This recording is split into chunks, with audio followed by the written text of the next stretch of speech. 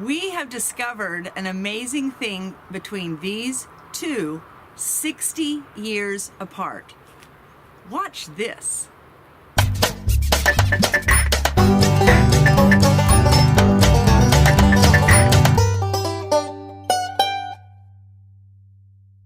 Hello. This is a book that I've really enjoyed reading from Jack LaLanne. A lot of great ideas about exercise and about health and being healthy. You know him, he's been around a long time. Well, he finally passed away, but Yep. at 96. Yes, and very healthy until the day he died. This is a book that I'm following. Dr. Robert Lustig, and I really enjoy the things that he's saying. I'm teaching a lot of it and really enjoying that. About something that's been on my mind for a long, long while. You know, students, in this country, you know what's becoming a major problem is alcoholism. You know how many millions of alcoholics there are in this country? You know what an alcoholic is? An alcoholic is a person that can't take one drink. He has one drink and he's off and running. He can't handle alcohol. His body can't handle this. So he becomes a burden, not only to the community but to himself. He loses his ability to be happy, and his body, his health is ruined. I mean, it's a terrible disease. And you probably feel sorry when you hear of an alcoholic. Of course, there are a lot of you students, you know, that you're social drinkers. You can have a drink or so, you can control it, but you're very fortunate, but a lot of people can't. So those are the people we feel sorry for, and they are really a problem in this country, alcoholics. But you know, there's a type of person, there are millions of people in this country, to my way of thinking, are just as bad, and they're ruining their health just as quickly as this alcoholic. You know what they are? They are the people that can't take sugar, refined white sugar. They are sugarholics. And do you know how many sugarholics there are in this country? Millions and millions of them. As you go around the schoolyards, you watch the young boys and girls of this country and see how many of these children, they're soft, weak muscles, they're out of condition, they don't have the energy and vitality they should have. They look like sugar. They don't look husky and robust and healthy the way they should, because their bodies are being made of the sugar that they're eating, so they look soft and weak. Just think about this. And you know how much sugar you use in a day. You just haven't any idea. You know, I've been studying this for a long, many years, and I know what I'm talking about. The average American, what do they do? Get up in the morning, they have a cereal.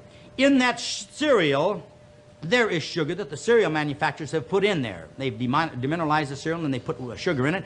Then what do? Then you pour more sugar on it. Then you have your coffee, you got sugar in the coffee. Then throughout the day, you have your soft drinks and you have your cakes and your pies and your candy and all the rest of these things, dude. So at the end of the day, your body has received so much sugar that it can't handle it all, so it forms in the form of fat. I mean, it collects on the body in the way of fat. And also, sugar takes away your energy and your vitality. It brings it up for a few minutes, then it drops it down, so you're tired all the time. Now, I want you to do something for me. For just 5 days, I want you to discontinue or take out of your diet for 5 days these foods that I'm going to show you, and I promise you that you will feel 100% better. Will you please try this for me, just as an experiment, because I'm here trying to help you. You help yourself a little bit. White sugar, candy, cake, ice cream, jams, jellies, cookies, pies, pastries, most canned goods, and most of your soda pop. These things containing too much white sugar. Now, when you have that feeling in between meals, you know, you have to have your sugar, take a piece of fresh fruit. Start your day off with a good, adequate breakfast with fresh fruit and some meat or some eggs, students. And also have some high protein for lunch with extra vegetables. In the evening meal, more protein and all. And see if you don't feel better fast. So remember these foods, exclude them out of your diet for just 5 days, and you will be thanking me for the rest of your natural life. This I promise. Make an effort, okay? Don't be a sugar. So my name is Robert Lustig. I am a pediatric endocrinologist, so I study hormones in children. So I'm a neuroendocrinologist, which means I study how the brain controls hormones and how hormones control the brain. Okay. So sugar is toxic in the sense that it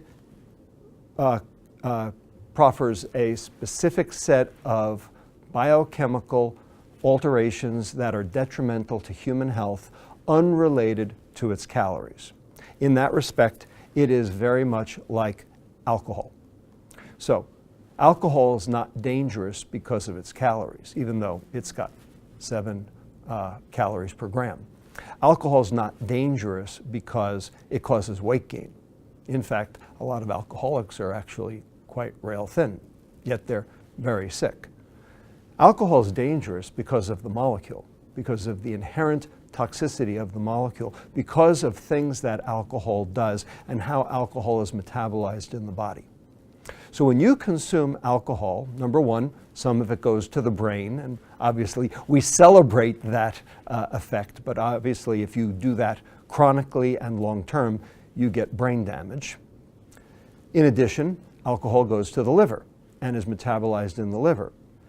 The problem is that alcohol, when it's metabolized in the liver, when provided in excess, it gets turned into fat. And liver fat turns out to be the primary driver of chronic metabolic disease.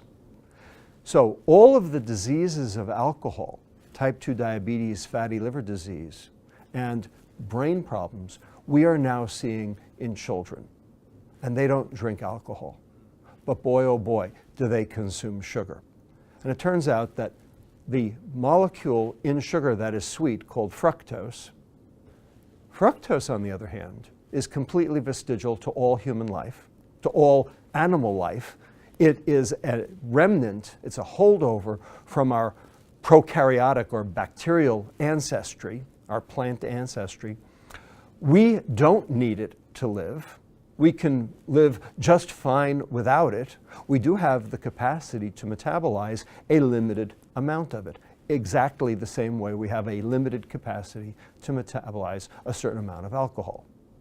And when we go over that limit, our liver does exactly with fructose, exactly what it does with alcohol as well. And it turns it into liver fat and causes chronic metabolic disease. In addition, we are now learning that fructose gums up the workings of specific cells in the brain called glia, which feed neurons nutrients, and so also seems to have detrimental effects on the brain as well.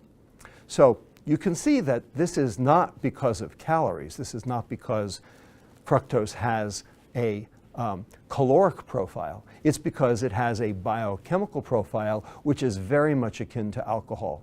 And it is for these reasons that this molecule fructose, and therefore sugar, is toxic, unrelated to its calories. Sugar is the alcohol of the child. Children are getting the diseases of alcohol without alcohol. And the reason is because sugar is their alcohol, and we can't afford it. The message is the same, has been the same for decades. Sugar is addictive. Sugar is a poison in high dosages, and if what you have to do is to eliminate it in all forms from your diet so that you can be healthy and stay healthy.